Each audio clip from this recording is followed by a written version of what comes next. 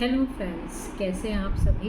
आज मैं आपसे एक बहुत ही कॉमन प्रॉब्लम डिस्कस करने जा रही हूँ। कॉमन है, नेचुरल है और आप सभी ने कभी ना कभी इस प्रॉब्लम को फेस किया होगा, खासकर उन्होंने जिनके बच्चे 5 to 10 ईयर्स के एज ग्रुप में हैं। जब बच्चे खेलते हैं अपने सोसाइटी के नेबरहुड में, सोसाइटी अपार्टमेंट्स के लॉन्स में, पार्क्स में, तो कई बार खेलते वक्त उनकी आपस में छोटी मोटी झड़प हो जाती है, बहस हो जाती है और दोनों में से कोई एक दूसरे को कुछ कह देते हैं। और तब आपका बच्चा आकर आपको कंप्लेन करता है कि उस बच्चे ने मुझे ये कहा, उसने वो कहा, मुझे अच्छा नहीं लगा, मुझे बुरा लगा।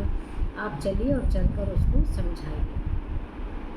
ज़्यादातर पेरेंट्स आउट ऑफ इमोशंस चल पड़ते हैं अपने बच्चे के साथ और दूसरे बच्चे को डांट देते हैं, जिससे कि कई बार सिचुएशन ख़राब भी हो सकती है, क्योंकि बच्चे तो बच्चे हैं।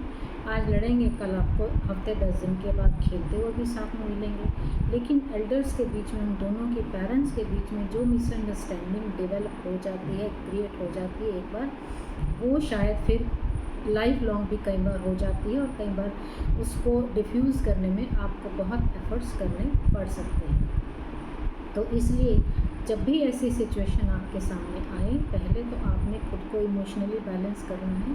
खुद से पूछना है कि क्या सिचुएशन इतनी सीरियस है कि आपको इंटरवीन करना चाहिए। अगर छोटी मोटी फाइट है, एक बच्चे ने दूसरे को कुछ कहा, तो आप अपने बच्चे को समझाइए कि बेटा कोई बात नहीं, ये सब लड़ाई में ऐसे होता रहता है, वो आपका फ्रेंड है। अगर उसने आपको कह दिया तो क्या हुआ, आप उससे बात करो, जाकर उसको समझाओ और उसको आपकी बात समझ में आ जाएगी, वो आपको सॉरी फील कर देगा और बात ख़त्म हो जाएगी।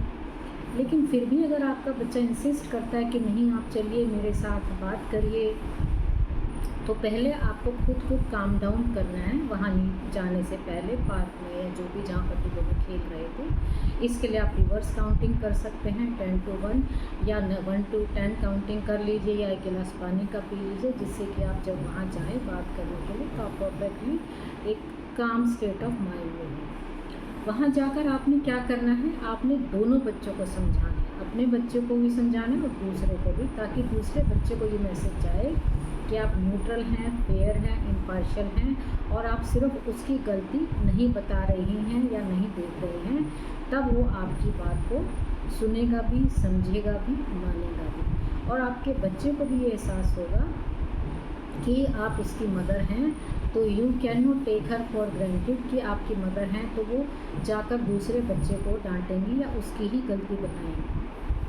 और कोशिश करिए कि आप दूसरे बच्चे के पेरेंट्स को इन्वॉल्व ना करें, क्योंकि जब दो बच्चों के पेरेंट्स एडल्ट्स इंटरवीन करते हैं, इन्वॉल्व हो जाते हैं, तो कई बार सिचुएशन डिफ्यूज़ होने की बजाय एग्रावेट हो जाती है और दो फैमिलीज़ के बीच में जो मिसअंडरस्टैंडिंग्स क्रिएट होती हैं, डेवलप होती हैं, दो फ्रेंड्स के बीच में, दो नेबर्स के बीच में, वो फिर सालों साल ठीक नहीं होती and which is not a good state of affairs which you should always avoid. अगर आपके बच्चे को कोई सीरियस इंजरी हुई है, उसको ब्लीडिंग हो गई है या उसको कुछ ऐसी कोई ट्रॉमा काइंड ऑफ स्टेट में वो चला गया है which is quite worrying, then you should ask the other parents to come and intervene and to make their child understand his mistake, his or her mistake, and should see to it that he or she doesn't repeat it. Otherwise normally आपको avoid करना चाहिए इन situations को। आपको पहले, जैसे मैंने कहा, कि अपने बच्चे को ही समझाइए कि वो उसको सिचुएशन को खुद ही हैंडल करें। अगर आपका बच्चा इंसिस्ट कर रहा है, आपकी इंटरवेंशन चाहता है, तो आपको दोनों बच्चों को इक्वली समझाना है। तीसरा, आपको हो सके तो पेरेंट्स को, दूसरे बच्चे के पेरेंट्स को इन्वॉल्व नहीं करना है जब तक कि सिचुएशन बहुत सीरियस ना हो और जहाँ पर आपको लगता हो कि अब उसके पेरेंट्स के इंटरवेंशन ज़रूरी है।